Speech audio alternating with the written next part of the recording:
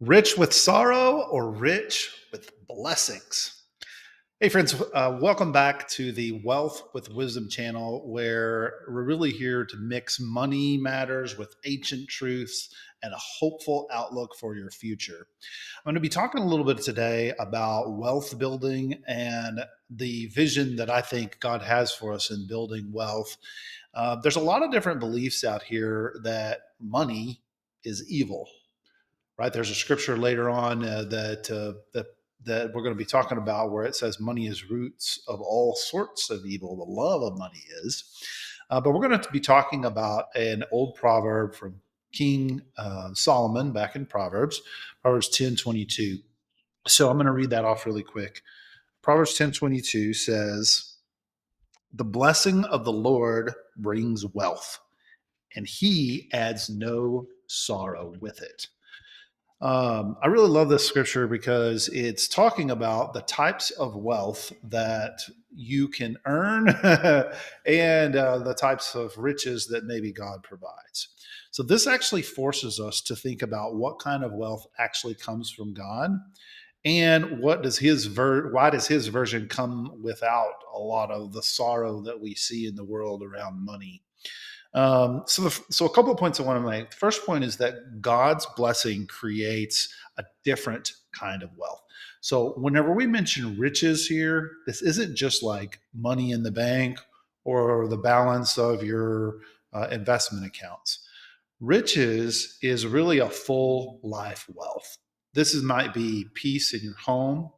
This could be margin in your spending, having the ability to have some cushion. It's contentment, having gratitude for what you have.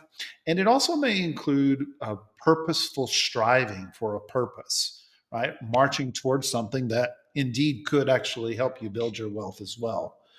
And this also could be the ability to do good works, whether it's giving or serving. The thing that I've seen as I've talked with lots and lots of different families is that the happiest families are definitely not necessarily the highest income earners or the ones who've built the most amount of wealth. They're the ones that actually align their finances with their values, whatever those values are.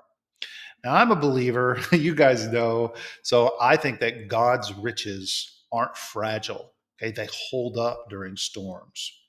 Okay, the second point that I want to make is that sorrow comes when wealth is built the wrong way. So when we look at the world and how the world builds wealth, what does the world say? You're missing out.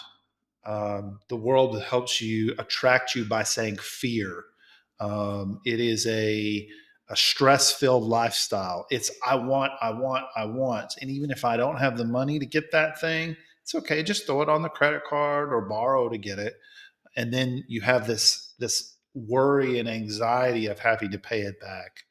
High risk. Oh my gosh, the next crypto. And everyone has heard that apocryphal urban legend story of your grandmother or your aunt or someone you knew had the opportunity to buy Microsoft when it was very, very new, or Facebook, or one of these stocks that has gone to the moon, and your great grandmother or that person missed out.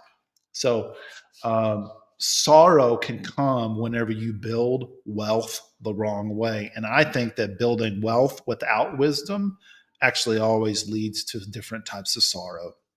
Okay, here's point number three. God's way of building wealth is always brings peace. Okay, so these are some of those things that we're going to be inside of the practice of Angel Legacy Advisor. It's really all about stewardship. I don't own all of these things. I don't own all of God is the ultimate provider and creator of all of the things that we have.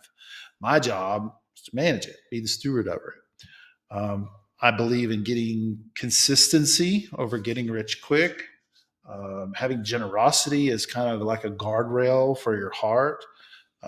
Wise decision making, which includes having an abundance of counselors to help you in making your decisions and really living inside of God's design for money. Some kind of specific examples. I would not be looking for get rich quick schemes. We want to build your savings slowly and steadily through prudent management, planning ahead for your retirement with purpose.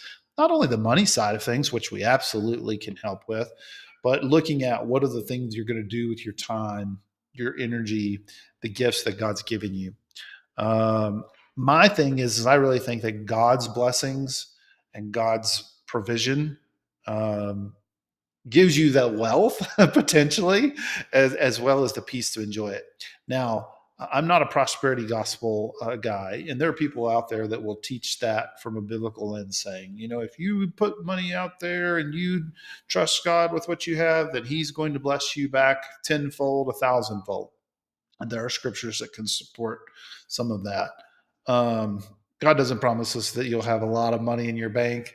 What He does promise you is that if you follow Him, if you listen to the things He has for your life, you will begin to find contentment. Okay, another scripture that I want to share is from First Timothy. So this is Paul, right? Paul is an older guy at this point. He's writing to Timothy, one of his proteges, and he's talking about those that would teach that when you follow God, that's a way to get rich. And that's not what I'm saying at all. Um, what he's saying is this is in 1 Timothy 6, verse 6. But godliness with contentment is great gain.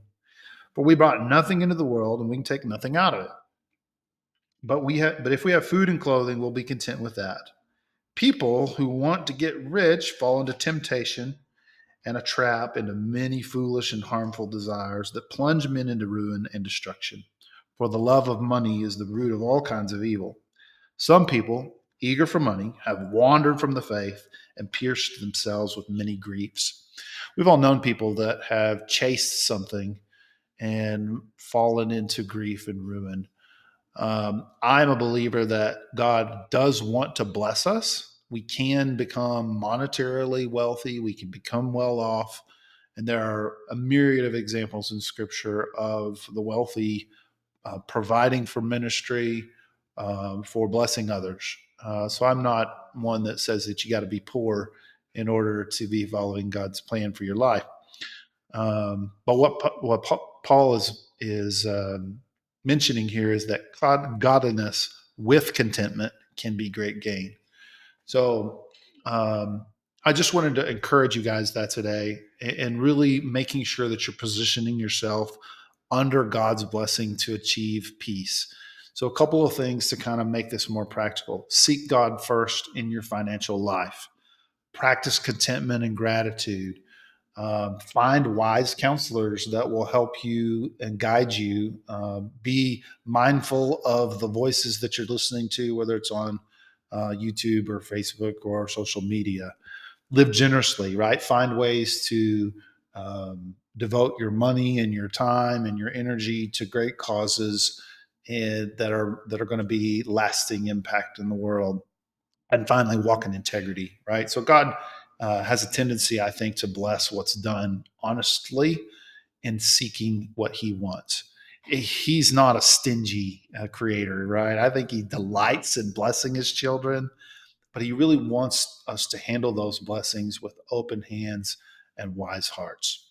So thanks so much. If you are, and so like going back just really quickly to share what we've talked about today, Proverbs 10:22, the blessing of the Lord brings wealth, and He adds no sorrow with it. I don't think wealth or money is the enemy. I think wisdomless wealth can be. And if you ever need a second set of eyes on your financial picture, if you're interested in financial planning, man, that's something I can certainly help. You can go to angellegacyadvisors.com to learn more about my company. But hopefully this was helpful to you. And thanks so much. Have a great day.